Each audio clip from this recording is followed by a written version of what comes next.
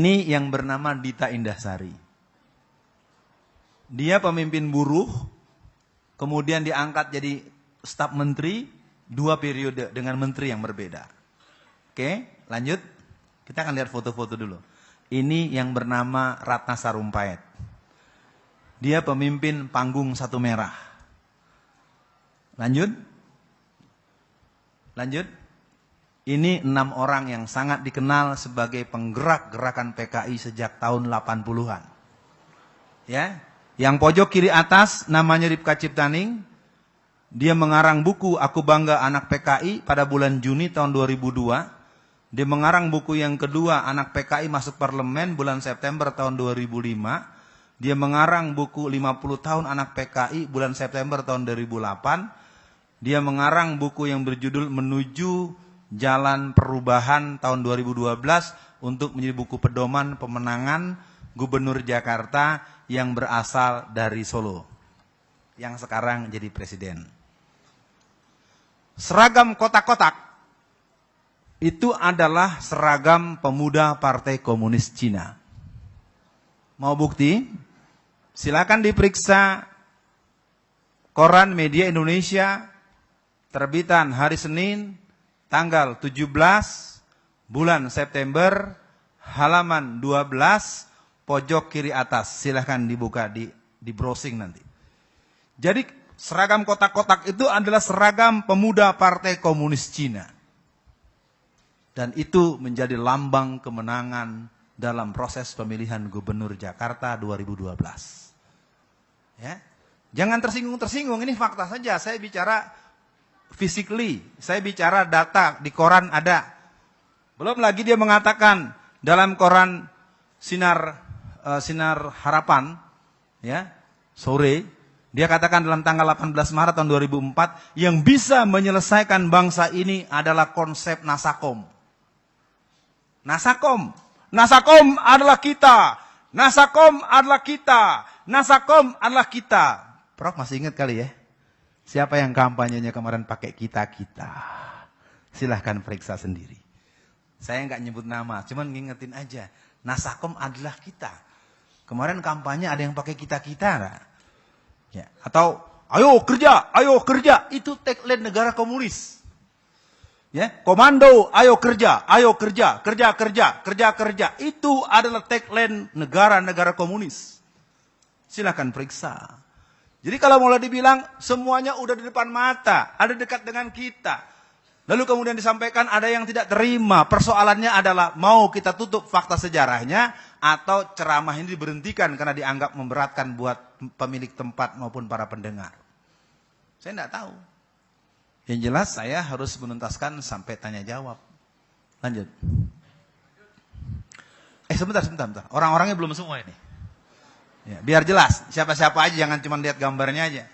Yang tengah bernama Budiman Sujatmiko. Dialah yang menggolkan undang-undang desa.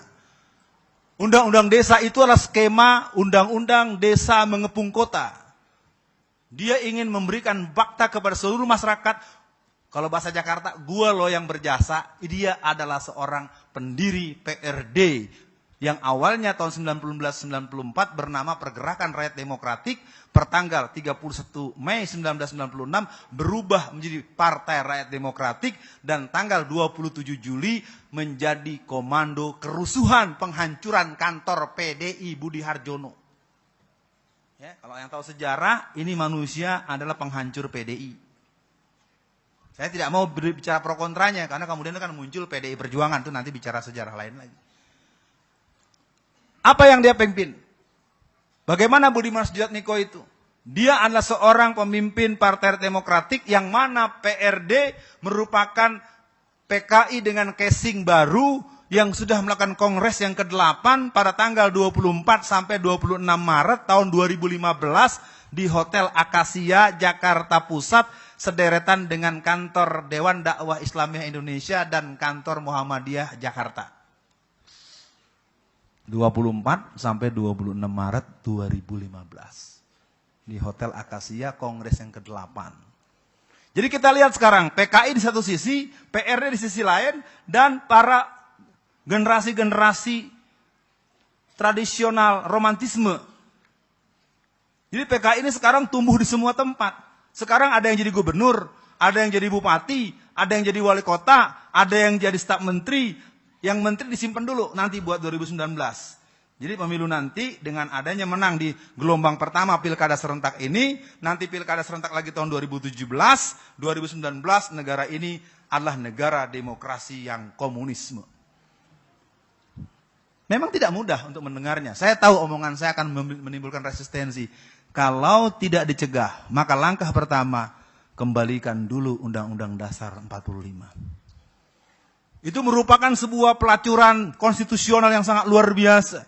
Ketika pasal 6 dirubah dengan doktrin gereja oleh Profesor Dr. J.E. Sayetapi. Dia mengatakan, haleluya, Yesus Kristus, haleluya, bahwa kami telah berhasil menggunting dan mengamandir pasal 6 Undang-Undang Dasar 45. Disitulah sebenarnya kemenangan jaringan Kristen dan jaringan asing.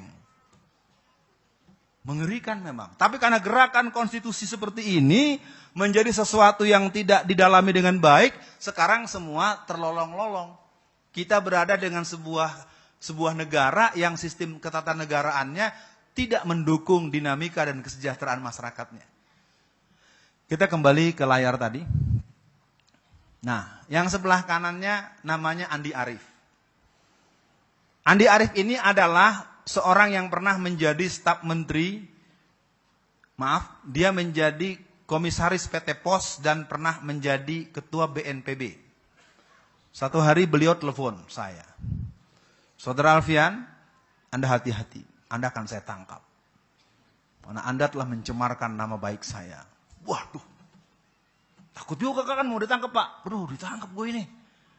Maaf ya, Pak. Ini siapa ya? Nggak kenal sama nomor ini. Maklum saya rakyat biasa. Saya Andi Arief. Anda telah mencemarkan kemana-mana Anda sebut nama saya. Andi Arief anak Lampung.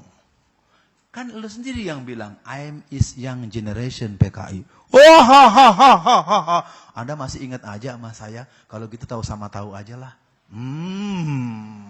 Katanya mau nangkep, nggak jadi ya. Jadi sekali lagi para hadirin, memang mereka ini sekarang pede. Ekonomi makmur, jadi pejabat.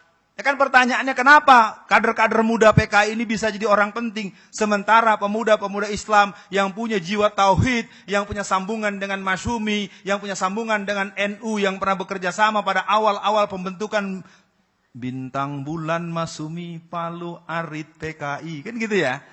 Pasti ingat itu zaman-zaman 50-60an. Jadi yang namanya Andi Arief ini ternyata dialah yang bernama Mirah Mahardika. Setelah Musso gagal tahun 48, Musso menyerahkan kepemimpinan kepada Dayan Aidit, Dayan Aidit gagal menyerahkan kepada Sudisman yang kita bacakan tadi, Sudisman menyerahkan kepada dia. Jadi kelompok komunis itu memberikan penyerahan tugas yang tuntas. Kalau kelompok Islam, saya mohon maaf, sering gazebo. Nggak jelas, Bo. Nggak ketahuan. Sekarang muncul seorang Alfian Tanjung menjadi orang yang bicara banyak soal PKI, kalau bahasa Jakartanya siapa kamu, siapa lu. Nah paling tidak saya coba tuntaskan ke gambar-gambar yang 6 ini saja dulu. Ya. Yang pojok kiri bawah dikenal dengan Oneng. Calon Gubernur Jawa Barat bersama Teten Masduki. Jadi Gerwani dan pemuda rakyat sekarang bersiap. Mereka akan paksa tarik Ridwan Kamil menjadi Gubernur Jakarta untuk bertanding dengan Basuki Cahayapurnama supaya benteng Jawa Barat jebol. Maka saya bilang pada teman-teman di Jawa Barat, teman-teman yang coba ngobrol-ngobrol soal politik, jangan tarik Ridwan Kamil ke Jakarta. Nanti bentengnya lemah di Jawa Barat. 2002, dia adalah orang yang terang-terangan telah masuk pada jaringan komunis internasional. Dialah yang bersama dengan Ripka Ciptaning, ya, si Rike ini dengan Ripka Ciptaning tadi, yang hadir dalam peristiwa Pakis Ruyung di Banyuwangi hari Kamis, tanggal 10 bulan Juni tahun 2010, dia mengadakan kerusuhan dengan mengundang keluarga besar PKI untuk datang ke sebuah tempat yang disepakati di Banyuwangi. Yang kesasar FPI.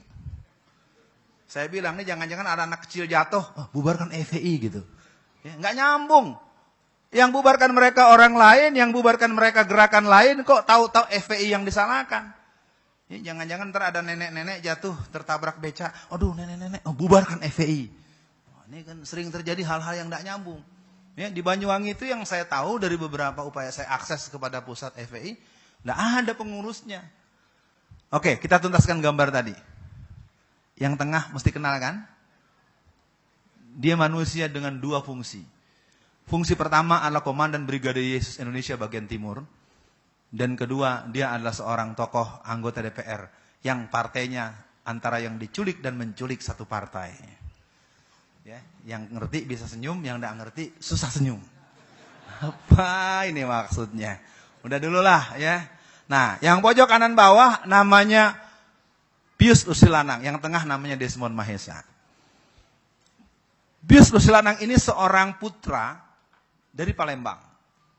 Agamanya Kristen Katolik. Dia memimpin pasukan khusus yang bernama Brigade 1 yang digembleng di Tasikmalaya. Selama sekian bulan dia mendidik pemuda-pemuda dari Pasundan untuk menjadi pasukan Brigas.